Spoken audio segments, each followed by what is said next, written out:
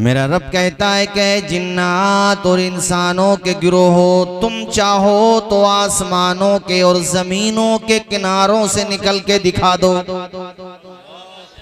यानी अगर तुम में ताकत है, अल्लाह चैलेंज कर रहा है कि तुम में ताकत है, जिन्नात तुम में। अल्लाह ने इस आयत में पहले जिन का बयान किया है, चूंकि आम तरीके से जिनके अंदर ज्यादा ताकत होती है, मगर कभी कभी अल्लाह चाहे तो इंसान में भी होती है। अल्लाह कहता है कि तुम दोनों के दोनों ताकत लगा लो, अगर चाहो तो आसमान के किनारों से निकल जाओ, जमीन के किनारों से निकल जाओ। आसमान तो बहुत बड़ा है मियाँ, जमीन भी बहुत बड़ी है। आज तक तो साइंस पूरी जमीन को डिस्कवर नहीं कर पाई।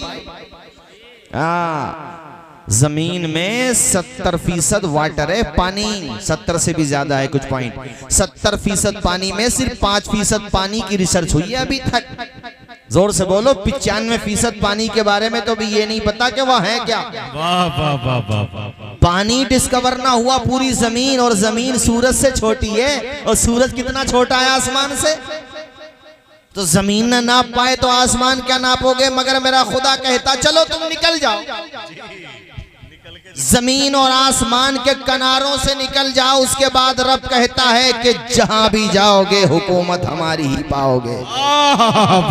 मैं कहना ये चाहता हूं, पाक बड़ा से मुरादाबाद जाओ तब तो आपका मैप काम करेगा, अच्छे से अच्छा नेटवर्क और टावर काम करेगा बिलाशुबा।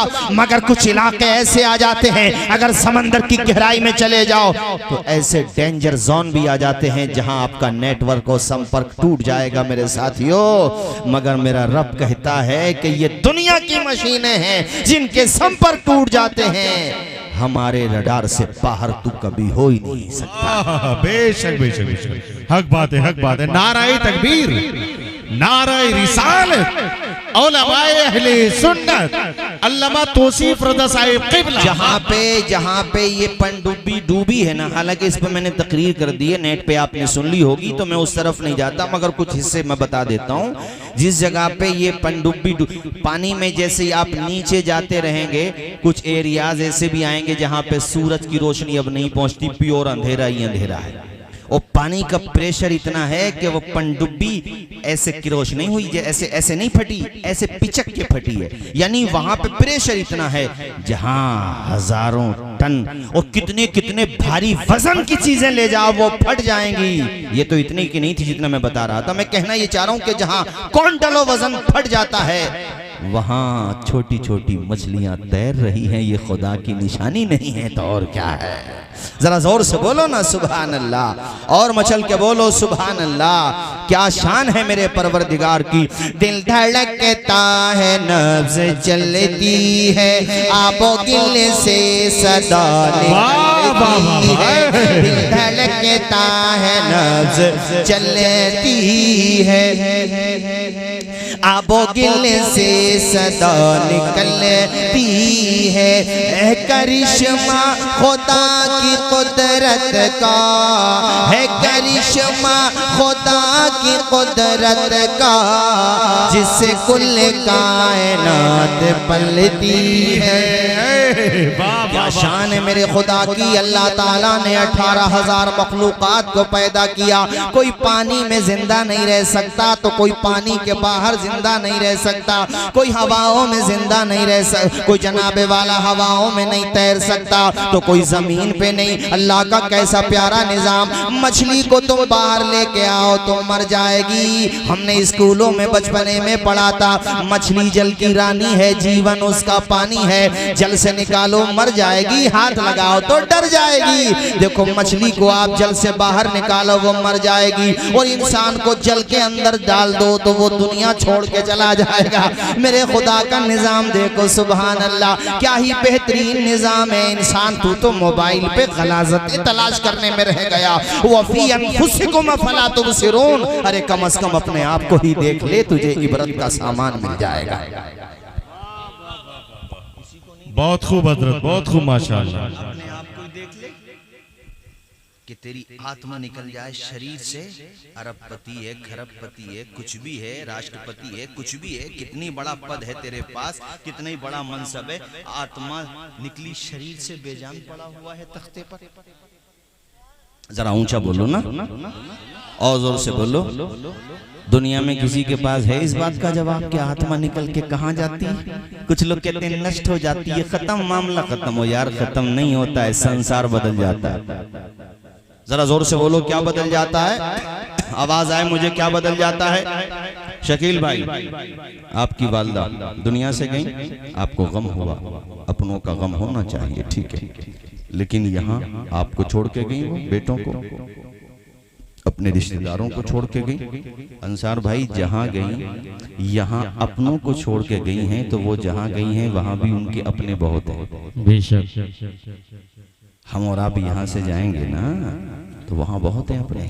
बस ये है, दुआ ये करो कि उनको दिखाने के लायक चेहरे लेके जाएं। बेशक। आमीन बोलो जोर से। आमीन। जाना तो हमें आपको सबको वहीं पर है, बोलो, सबको जाना है, और एक दिन मुझे भी जाना है, सबको जाना है, कोई नहीं बच सकता मुझसे मेरे साथियों। मैं ये कह रहा था कि अल्लाह ताला की बारगाह में दुआएं किया करें, उससे फरियाद किया करें, वो हमारा सबका पालनहार। हम जब नमाज पढ़ते हैं तो बताओ, सूरह फातिहा पढ़ते हैं कि नहीं पढ़ते हैं? तो पहली आयत क्या पढ़ते हैं? अल्हम्दुलिल्लाहि रब्बिल आलमीन। बोलो जरा जोर से, सुभान अल्लाह, और मचल के बोलो। क्या मतलब है इसका? सारी तारीफें संसार के रचयिता के लिए। बेशक बेशक। सारे आलमों का जो रचयिता है, सबको पाल तो वही रहा है। जरा ऊंचा बोलो, कौन पाल रहा है? हम लोग असल में हैं बड़े नाशुक्रे, भूल गए खुदा को। ये बहुत बड़ी गलती हुई हमसे। इस गलती से बाज आए, माफी मांगे, पलट के अपने खुदा को याद करें। पाक बड़ा के मुसलमानों, जहन पे जोर डाल के मुझे एक बात बताओ, जब तुम माँ के पेट में थे, तुम्हारे पास किसका आसरा था सिवाय खुदा के? बेशक बेशक। बोलो, ऊंचा बोलो जरा। 3 अंधेरों में कौन रोजी दे रहा था तुम्हें? खुदा। आवाज आए, कौन रोजी दे रहा था? खुदा। और जिंदगी किसने दी? खुदा ने। आवाज आए, किसने दी? और दिल की धड़कन, बोलने की ताकत, अंधेरा दूर करने को उजाला कौन देता है? उम्मीदें टूट जाएं तो सहारा कौन देता है? शिकम की आग जब बढ़कर कलेजा छलनी करती है, बुझाकर तिश्नगी मुंह में निवाला कौन देता है? वो जो पत्थर में भी कीड़ों को ग़िज़ा देता है, वो खुदा है जो हम सबका काम बना देता है। वाह वाह वाह, सुभान अल्लाह सुभान अल्लाह। उसी की बारगाह में दुआ किया करें, 5 वक्त नमाज पढ़ा करें, उससे अपने दिल का राब्ता मजबूत करें। वो करीम भी है, वो रहीम भी है, वो रहमान भी है, वो गफ्फार भी है, वो सत्तार भी है, वो खताओं को माफ करने वाला, गलतियों को बख्शने वाला। उसकी बारगाह में दुआएं किया करें। ऐ मेरे साथियों, आज की तकरीर का पहला पैगाम ये है, 5 वक्त नमाज पढ़ें, अपने आप को नमाजी बनाएं, इससे पहले कि तुम्हारी अपनी नमाज अदा कर दी जाए। बेशक बेशक। बाज लोग हैं 70 साल के हो गए, 80 साल के हो गए, मगर इमाम साहब अब भी उन्हें मौत याद नहीं आती। वो ये दिमाग में बिठाए हुए हैं कि 70 और जी के जाऊंगा। भले आदमी 70 वापस होके जाएगा, जरा सोच तू ठंडे दिमाग से। किताबों में लिखा हुआ है कि जिसकी एज 40 से ऊपर जाने लगे, वो ये सोचे मेरी जिंदगी की असर हो गई है, असर और मगरिब में ज्यादा फासला नहीं है। बेशक बेशक। ऊंचा बोलो जरा। हाँ, एक बुजुर्ग ने पूछा था अपने मुरीदों से कि हजरत, मुरीदों से पूछा हजरत ने कि मेरे मुरीदों ये बताओ, मौत और जिंदगी में कितना डिस्टेंस है, कितना फासला है? एक मुरीद खड़े हुए, उन्होंने कहा हुजूर, मौत और जिंदगी में इतना फासला है जैसे फजर और जोहर में होता है। किसी ने फजर की नमाज पढ़ ली तो अभी ये नहीं पता उसे जोहर मिलेगी भी या नहीं मिलेगी। जवाब अच्छा था कि नहीं था?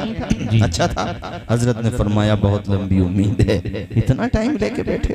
आए हाय हाय। दूसरा मुरीद खड़ा हुआ, वो कहता हुजूर मैं तो ये समझता हूँ कि जैसे जोहर पढ़ ली तो असर का नहीं पता। तीसरे ने कहा असर पढ़ ली मगरिब का नहीं पता, मगरिब पढ़ ली इशा का नहीं पता।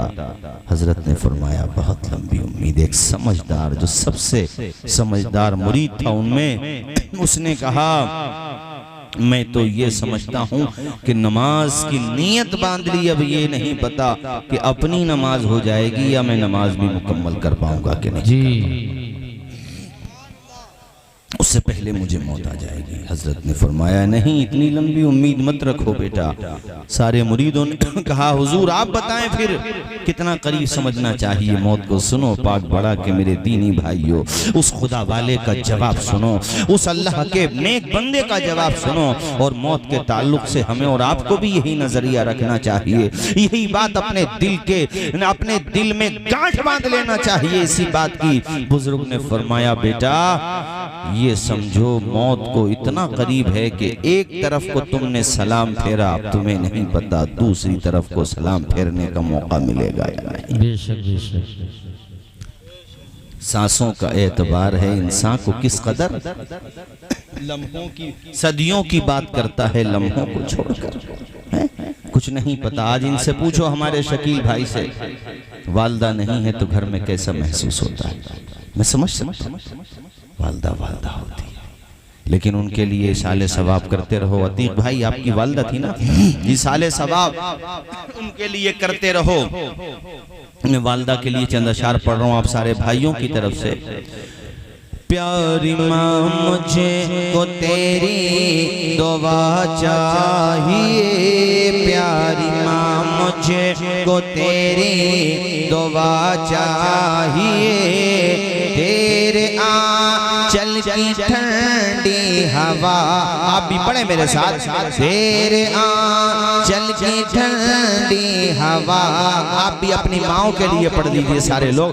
प्यारी माँ मुझे को तेरी दुआ चाहिए, तेरे आंचल की ठंडी हवा चाहिए।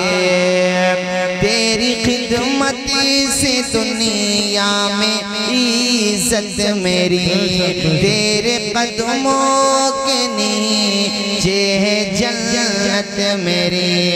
तेरी खिदमत से दुनिया में इज्जत मेरी। आप भी पढ़िए सारे लोग पढ़िए मेरे साथ। तेरी खिदमत से दुनिया में इज्जत मेरी, तेरे कदमों के नीचे है जन्नत मेरी। सर पे साया तेरा उम्र भर चाहिए, सर पे साया तेरा उम्र भर चाहिए। प्यारी माँ मुझको तेरी दुआ, सुभान अल्लाह, प्यारी माँ मुझको तेरी दुआ चाहिए। तेरे आंचल की ठंडी हवा चाहिए। लोरी गा गा के मुझको सुलाती है तो मुस्कुरा के सवेरे जगाती है तो। लोरी गा गा के मुझको जगा। अरे यार घर में माँ हो सुबह को देख लो ना माँ को बाद नमाजे फजर और मुस्कुरा के कह दो ए अंधेरे देख ले मुंह तेरा काला हो गया। माँ ने आंखें खोल दी घर में उजाला हो। सुभान अल्लाह सुभान अल्लाह। लोरी गा गा के मुझे को सुलाती है तो मुस्कुरा के सवेरे जगाती है तो। मुझको इसके सिवा और क्या चाहिए, मुझको इसके, पढ़ लीजिए, मुझको इसके सिवा और क्या चाहिए। प्यारी माँ तेरी ममता के साए, उनसे पूछो जिनकी माँ नहीं। माँ क्या होती है उनसे पूछो जिनकी माँ नहीं। तेरी ममता के साए में फूलूं फलों, थाम के तेरी उंगली में पढ़ता चलो। मुझको इसके सिवा और क्या चाहिए। प्यारी माँ मुझको तेरी दुआ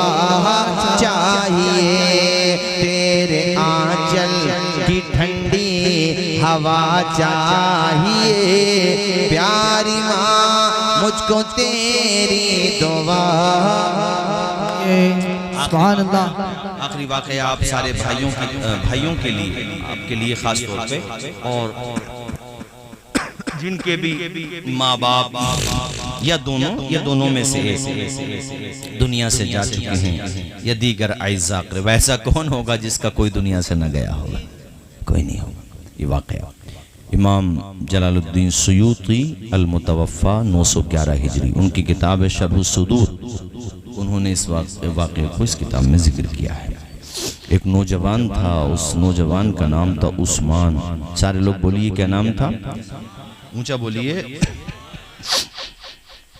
ये नौजवान अपनी माँ का बड़ा फर्मा बरदार था, माँ के इशारे अबू पे गर्दिश करता था, माँ की बड़ी खिदमत करता था। जवानों, तुम भी अपनी माँ की खिदमत किया करो, अपने बाप का अदब किया करो। तुम में से जिनके माँ बाप बक़ैदे हयात हैं उनको परेशान न किया करो, उनको बोझ न समझा करो। अल्लाह की कसम ये बोझ नहीं है बल्कि खुदा की रहमत है। सुभान अल्लाह, सुभान अल्लाह। बड़े कम नसीब होते हैं वो बेटे जो अपने माँ बाप को बोझ समझते हैं, पाई पाई को तरसा देते हैं, अपने शौक पूरे करने के लिए तो नोटों को पानी की तरह बहा देते हैं, मगर बाप का टूटा हुआ चश्मा नहीं आता, माँ की दवा नहीं आती, माँ बाप को तड़पाते हैं, माँ बाप को परेशान करते हैं। खबरदार, कान के पर्दे खोल के सुनो, तुम पाक पड़ा के सारे लोगों को राजी कर लो, जिला मुरादाबाद के सारे लोगों को राजी कर लो, सबको राजी कर लो। अगर माँ बाप को नाराज कर लिया तो समझो तुमने खुदा को नाराज कर लिया। इसलिए कि अल्लाह के पैगंबर ने फरमाया, माँ बाप की रजामंदी में अल्लाह की रजामंदी है। बेशक बेशक, सुभान अल्लाह। क्या मतलब? माँ बाप राजी तो खुदा राजी। जरा बोलते रहो जोर से, क्योंकि टाइम काफी हो गया। माँ बाप राजी तो खुदा राजी, माँ बाप नाराज तो खुदा नाराज। और जिससे खुदा नाराज हो गया उसका ठिकाना आप समझ लो कहाँ होगा। इसलिए मैं आपसे कहता हूँ, माँ बाप की खिदमत किया करो, माँ बाप की सेवा किया करो, उन्हें बोझ न समझो। तुम 4 भाई हो, 5 हो, 6 हो, 7 हो, जितने भी भाई हो, अगर आपस में कोई भाई ऐसा है कि माँ बाप की खिदमत नहीं करता तो उसके रास्ते पे नहीं जाना, बल्कि उसको भी सही रास्ते पे लेकर के आना। तुम्हें अच्छा बन जाना है और जहन में मुनव्वर राना साहब के ये 2 मिसरे बिठाना है। किसी को घर मिला हिस्से में या कोई दुकान आई, मैं घर में सबसे छोटा था, मेरे हिस्से में आई। सुभान अल्लाह, नारे तकबीर, नाराए तकबीर, नाराए रिसालत, नाराए तकबीर। हजरात, माँ के नाम पे जरा एक दफा, मैं बार बार नहीं उठवाऊंगा, जरा मुझे अंदाजा हो चुके, सब नजर भी नहीं आ रहे, हाथ उठाएं जरा जोर से, सुभान अल्लाह बोलें। माँ बाप के नाम पे बोलें सुभान अल्लाह। हमारे कुछ गुनाहों की सजा भी साथ चलती है, अब हम तन्हा नहीं चलते, दवा भी साथ चलती है। अभी जिंदा है माँ मेरी, मुझे कुछ भी नहीं होगा, मैं घर से जब निकलता हूँ दुआ भी साथ चलती है। जरा जोर से और जोर से, माशाअल्लाह, अल्लाह खुश रखे। और फिर हवा भी तो महकने लगी है ना, और धीरे धीरे पाक तो पाक बड़ा है ही, और हवा भी पाक हो रही है, और जगह तो पाक है ही, और मौसम भी साफ है ही। अल्लाह शादो आबाद रखे आप सबको। ये हमारे अतीक भाई बड़े पुराने दोस्तों में हैं, पाक बड़ा में जब से आते हैं, अब से 10-12 साल पहले से, तब से रवाबित हैं। आपके शहर काजी हजरत मौलाना शमे आलम साहब क़िबला हों, हकीम अंसार साहब हों, हाफिज़ मोहम्मद अली साहब। अच्छा, मुझे आके पता चला वो अनस रहमानी जो लड़का था, अल्लाह ताला उसको जन्नत में आला मकाम अता फरमाए। इंतकाल हो गया उसका। एक बड़ी मोहब्बत करता था। मेरी तकरीर के लिए तो कहता था, हजरत मैं पिछले साल आया था शब बारात में, मोहब्बत करने वालों की बातें तो याद रही जाती है ना, बड़ी दुआएं उसके लिए उसने कहा भी था, और मरज़ था, बहरहाल उसको अल्लाह ताला उसको जन्नत। 2 बेटियां हैं, बेटे हैं, अल्लाह ताला उन बच्चों के इल्म में, उम्र में बरकत। जिंदगी का कुछ पता नहीं है भाईजान। क्या नाम है आपका? यामीन भाई। अभी हमारे एक दोस्त थे संभल में, इमरान भाई, बड़े दीनदार और बड़ा दीन का काम करते थे। हाँ ये सरफराज, अच्छा अच्छा अच्छा माशाल्लाह। सरफराज भाई भी तो बैठे थे, किधर चले गए? अच्छा वो ठीक है, हमारे बड़े अजीज दोस्तों में हैं। पाक बड़ा से बड़ा गहरा रिश्ता है मेरा और बड़ा पुराना रिश्ता है। मैं कब आया था, सन 2010 या 11 की बात है जब मैं आया था आप लोगों ने, तब से मेरा आपका मामला है। तो हमारे इमरान भाई अभी 1-2 रोज पहले मेरी फ़ोन पे बात हुई है और अभी चंद रोज पहले इंतकाल हो गया जवानी में। हम आप यहाँ बैठे हैं, बहुत लंबी ज़िंदगी नहीं है मेरे साथी, मौत की तैयारी करो। कामयाब वो नहीं है जिसने अच्छे मकानात बना ली, हाँ ठीक है वो कामयाबी का एक दुनिया के एतबार से। हकीकत में कामयाब कौन है? हकीकत में कामयाब वो है जो अच्छे अमाल ले गया, जिसने खुदा रसूल को राज़ी कर लिया, वही कामयाब है, कोई कामयाब नहीं। हजरात, मैं माँ के बारे में सुनाने लगा था अशार। हमारे शकील भाई, अतीक भाई, अल्लाह इनकी वालदा को जन्नत में आला मकामत, अल्लाह ताला आपके वालिद साहब का साया दराज फरमाए। इनके होने से वक्त होते हैं, वक्त मतलब नसीब। यामीन भाई शेर समझिए, इनके होने से वक्त होते हैं, बाप घर के दरख्त होते हैं। पता नहीं कितने लोग समझे। इनके होने से वक्त होते हैं, बाप घर के, जिस घर में दरख्त ना हो धूप आ जाती है यार। बाप होता है, बाप की गोद में गर्मियों में गर्मी नहीं लगती और सर्दियों में ठंड नहीं लगती। अल्लाह ताला आपके वालिद साहब का साया दराज फरमाए। माँ बाप की दुआएं लो, ये कहना चाह रहा था मैं आपसे, है ना। ये फसाना नहीं हकीकत है, अपनी माँ से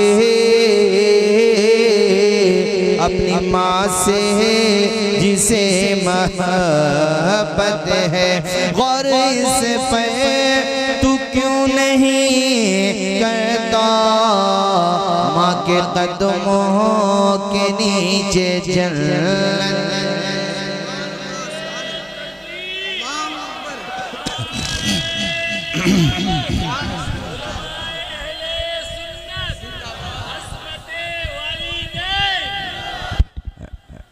अल्लाह ताला हम सब के माँ बाप को दोनों जहान की सआदतों से बाला फरमाए। जो मैं बात वहीं पर लेकर आऊंगा जहां से छोड़ी थी। नौजवान लड़के का नाम मैंने क्या बताया था आपको? उस्मान। भूले तो नहीं आप? क्या नाम बताया था? कैसा था ये उस्मान? अपनी माँ का, बोलो ना, अपनी माँ का फरमाबरदार, इशारे अबरू पे गर्दिश करने वाला, माँ की खिदमत करने वाला, माँ की सेवा करने वाला। मगर कातिबे तकदीर ने माँ की मौत को बेटे से पहले लिखा था। बेटा भी जवान ही था। वो दिन भी आया कि बेटे को अपनी माँ का जनाजा उठाना पड़ा। माँ का जनाजा उठाना भी आसान नहीं होता, बाप का जनाजा उठाना भी आसान नहीं होता, मुश्किल होता है। माँ वो हस्ती है जो गम सह करके भी हंसती है। बेशक बेशक। खुद न खाए अपनी औलाद को खिला दे, माँ वो हस्ती है। जी। दस्तरखान पे 3 रोटियां रखी हुई हैं, आप आए बाहर से, माँ चेहरा पढ़ लेती है अपने बेटे का। हालांकि भूख उसे भी थी, मगर बेटे से बोली, बेटे मैं तो खा के फारिग हो चुकी हूँ, तू खाना खा ले। जी। अपना लुकमा अपनी औलाद को खिलाने का जज्बा रखती है माँ। लुकमा तो बहुत छोटी चीज़ है, अगर जिंदगी देने का नंबर आ जाए ना, बहुत कम दोस्त निकलेंगे जो लाइन में खड़े हो जाएं। लेकिन हाँ, माँ वो हस्ती है। और बाप जो सबसे पहले कहेगा मेरी जिंदगी दे दूं ये गवारा है, मेरे बच्चे की जिंदगी बचा ले। सुभान अल्लाह, सुभान अल्लाह, सुभान अल्लाह। ज़्यादा दिन नहीं हुए हैं, संभल के पास की बात है, चंदोसी से माँ बेटे बाइक आ रहे थे। बाइक पर सामने से ट्रैक्टर ट्राली, तो वो भांप लिया दोनों ने कि अब बचने का कोई रास्ता नहीं है। तो माँ ने, ये अखबार में छपा और कई अखबारात में आया, माँ ने जो है अपने बेटे को जोर से इस तरीके से उसको काफी हाथ से जोर लगाकर काफी दूर पहुंचा दिया और खुद ट्रैक्टर के नीचे आ गई। अल्लाह, ये अभी 1 महीना नहीं हुआ है इस बात को, 1 महीना हो गया सुभान अल्लाह। अभी की बात है। ये रियलिटी है भाई, ये सच्चाई है। तो माँ को पहचानता नहीं बंदा। हाँ, जब माँ ना हो तो एहसास होता है कि जी। अब कोई पूछने वाला नहीं रहा कि बेटे तू इतनी लेट क्यों आया, कहाँ था। यार कोई डांटने वाला भी तो हो। और बाप अगर तुम्हें कभी डांट दे, किसी बात पे नाराज हो जाए, तो बाप का अदब यह है कि गर्दन झुका के खड़े रहो। खुदा की कसम बाद में बाहर जाके मौलाना मोहम्मद अली साहब से कहेगा, अल्लाह औलाद दे तो ऐसी जैसी अल्लाह ने मुझे औलाद दी है। सुभान अल्लाह, सुभान अल्लाह। बेशक अपनी मुरादाबादी भाषा में कई पली खून बढ़ जाता है बाप का। जी, सुभान अल्लाह। औलाद को डांट दे, कुछ न कहे, बाप है। अपना पसीना अरे कितनी कुर्बानियां हैं। सूरज बाद में निकलता है, बाप पहले निकल जाता है कमाने के लिए। बेशक सुबह से लेकर यार 8 बजे के बाद जो सूरज आग बरसाता है ना, 12 बजे होते होते लोग कूलर से बाहर नहीं निकल पाते, पंखे से। लेकिन एक बाप होता है 500 रुपए की, 1000 रुपए की दहाड़ी लगा रहा। किसके लिए लगा रहा है वो बताओ मुझे। अपने बाल बच्चों के भविष्य के लिए। वो ये सोचता है कि मेरे बच्चों का भविष्य अच्छा हो, मेरे बच्चों को परेशानी न पड़े। और शाम को जब वही बाप सूरज डूबने के बाद, जबकि निजामे आलम का तलातुम खामोश हो चुका होता है, फजा के बंदरीचे सुकूते शब का पैगाम दे रहे होते हैं, सब बच्चे सो गए घर में, वो बाप आया और उसने अपने बच्चों को सोते हुए देखा। यामीन भाई, खुदा की कसम यकीन मानना, बच्चों को चैन के साथ सोते हुए देखकर बाप की थकान पता नहीं कहाँ खत्म हो जाती है। बेशक, सुभान अल्लाह, सुभान अल्लाह। अगर बात सच्ची हो तो बताओ मुझे। जी, उसी बाप से ये कहा जाए कि तूने हमारे लिए क्या किया है, तुमने हमें कमा कर क्या दिया है।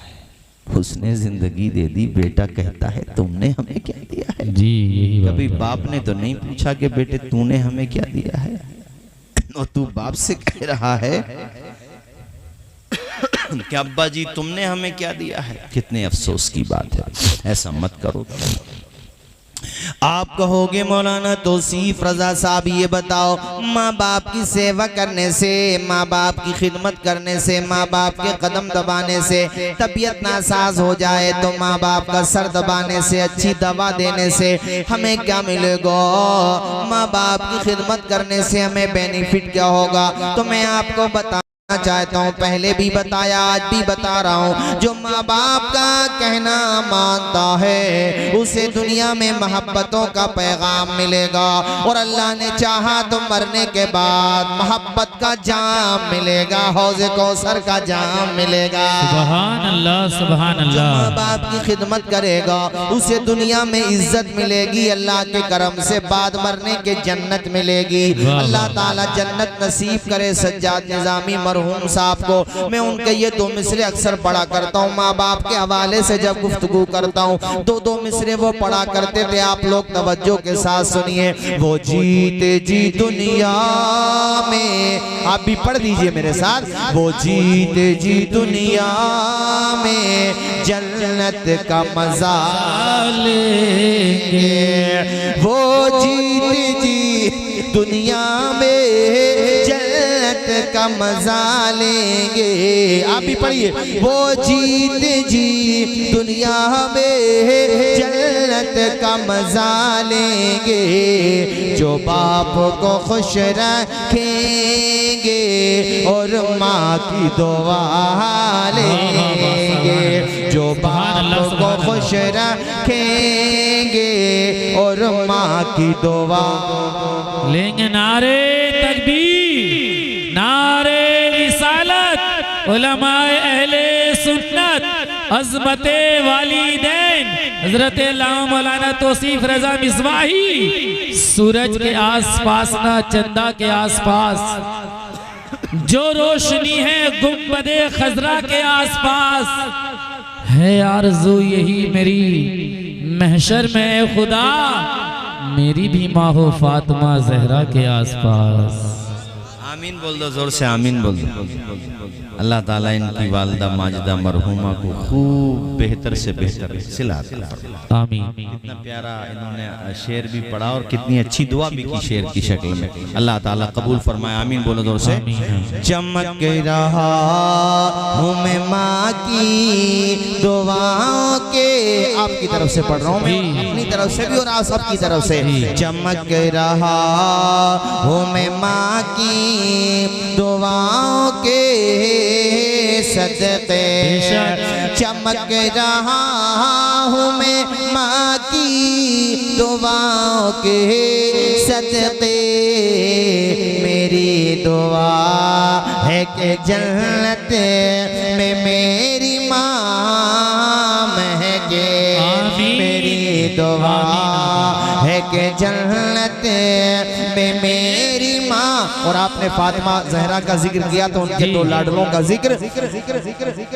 चमक रहा हूँ मैं माँ की नबी के लाडिल हंसने, उनके क्या कहने, नबी के लाडिल हंसने, उनके क्या कहने।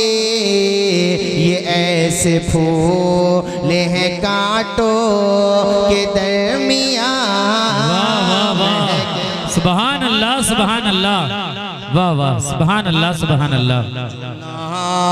ते नबी तो मेरी ज़बान महके। भाइयों बात बहुत आगे बढ़ गई, तेजी के साथ तकरीर को इख्तिताम की तरफ लेके जाता हूँ। नौजवान का नाम है उस्मान। वो दिन जिंदगी में आया कि माँ का जनाजा उस्मान ने ले जाकर के कब्रिस्तान में दफनाया। बड़ा फरमा बरदार बेटा था, बड़ा वफादार बेटा था। हफ्ते में 2 दिन या 1 दिन नागा नहीं करता था, वो अपनी माँ की कब्र पे जरूर जाता था फातिहा पढ़ने, इसाले सवाब करने।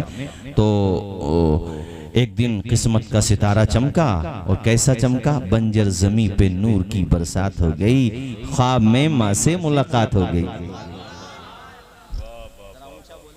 किधर चले गए थे आप?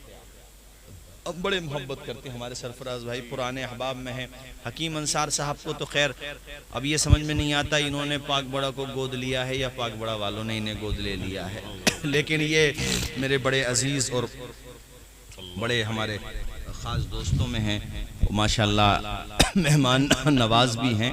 कोई पेशेंट आ जाए, भाई आपके TMU में तो आते रहते हैं, तो माशाल्लाह हर तरीके से साथ भी देते हैं, पहुँचते भी हैं माशाल्लाह। अल्लाह ताला इनके इल्म में उम्र में खूब बरकतें अता फरमाए।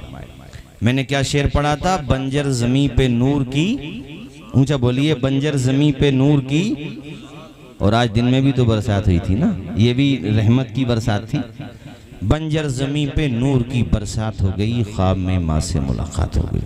और फरमा बरदार बेटा माँ को देखा, कितनी अच्छी हालत है, इस तबरको सुंदुस जबरजदो याकूत के तख्त पर माँ जलवाबार है, चारों तरफ नूर बरस रहा है, माँ का चेहरा चमक रहा है चांद की तरह। अपनी माँ को बेटे ने देखा, ख्वाब सच्चा है और सच्चे ख्वाब अच्छों को दिखाई देते हैं। अल्लाह पाक हमें आपको भी अच्छा बनाए और सच्चे ख्वाब दिखाए। जरा जोर से बोलो ना यार।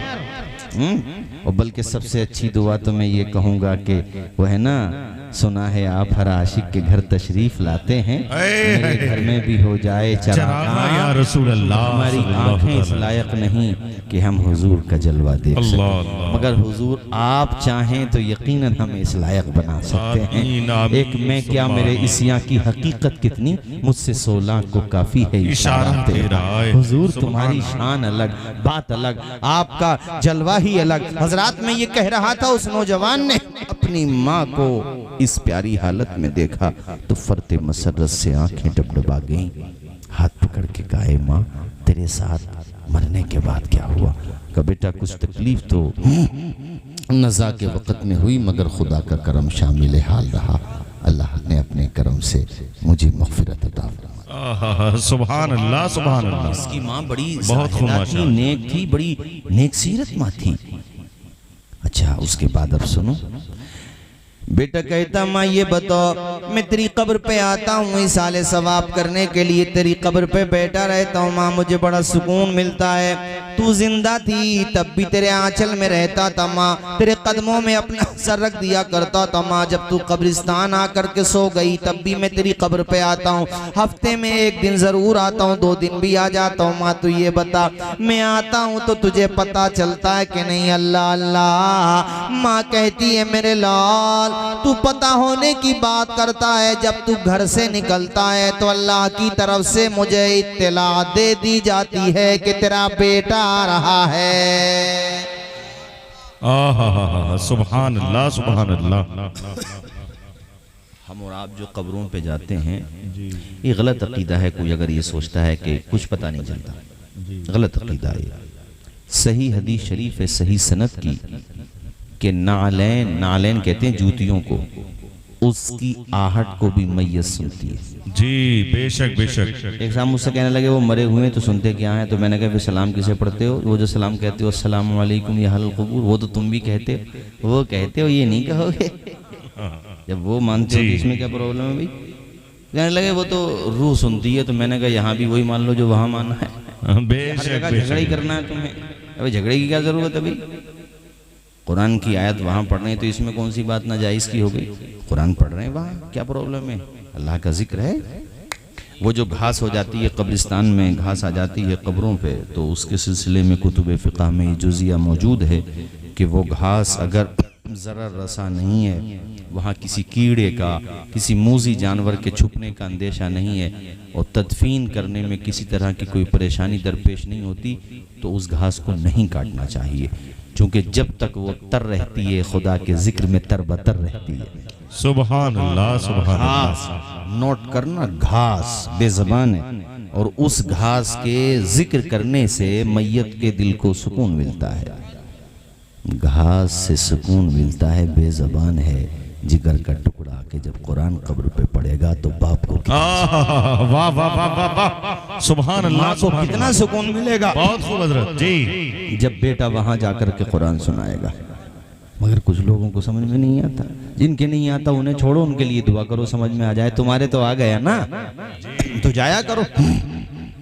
बाज़ लोग इस पे भी लड़ते हैं कि नंगे पाँव जाना चाहिए, कि जूतियाँ पहन के जाना चाहिए। भले आदमी हो, जहाँ हम सिर्फ कफन पहन के जाएंगे, कपड़े, जूतियाँ पहन के बाद मरने के नहीं जाएंगे, तो पहले भी मत जाओ। एहतराम करना नहीं आई बात समझ में? जी जी। हाँ, कोई शरी उज़्र है, रास्ता बहुत कठिन है, बात अलग है, लेकिन आदाब भी कोई चीज़ होते हैं यार। इस सिलसिले में हदीस भी है मेरे पास, इस वक्त मेरे जहन में नहीं है। उसका खुलासा यही है जो मैं बता रहा हूँ। अदब का तकाजा ये है कि आप जूतियाँ चप्पलें बाहर रखें, यहाँ नवाबी मत दिखाओ, मालदारी मत दिखाओ। यहाँ जब आओगे तब भी नंगे पाँव ही आओगे, हमेशा के लिए जाओगे। इसलिए अभी से नंगे पाँव चले जाओ। अरे पाँव पे मिट्टी लगी, कुछ तो एहसास होगा कि एक दिन वो आएगा कि आज तो पाँव पे मिट्टी लगी है, एक दिन वो आएगा मेरे कफन पे भी मिट्टी लगी, ऊपर भी मिट्टी, नीचे भी मिट्टी, चारों तरफ मिट्टी मिट्टी। कफन कब तक रहेगा? गल जाएगा, सड़ जाएगा। और साहिब बारिश हो गई, वो इंसान जिसने कभी बगैर प्रेस के कपड़े नहीं पहने, यहाँ तो बारिश हुई तो पूरी कब्र पानी से भीग गई, कफन भी भीग गया। इंसान की मौलाना मोहम्मद अली साहब यही हकीकत है। हम और आप इसको माने या ना माने, मगर हकीकत यही है। कफन की बात कर रहे हो, पुरानी कब्रों को जाके देख लो, पहचान भी नहीं पाओगे, निशान भी ख़त्म हो जाते हैं। ज़मीं खा गई आसमां कैसे कैसे। कब्रों में देखो कीड़े मकोड़े निकल रहे हैं। जो अपने कुर्ते के दामन पे मक्खी बैठना गवारा नहीं करता था, उस इंसान का लिबास फटा पड़ा है, कफन टूटे, जिस्म के जोड़ टूट गए, आंखें कीड़ों ने खा ली, भेजा भी खत्म। कंकाल बचा था, कंकाल भी सलामत कहाँ रहा? सर की हड्डी अलग पड़ी है, टांगे अलग पड़ी है। किस बात पे इतराता था इंसान? ऐ नौजवान, ये जो उधड़ी हुई पैंटें, और फैशन के कपड़े पहन के तू बाजारों में रौब दिखाता है, दबदबा दिखाता है यार।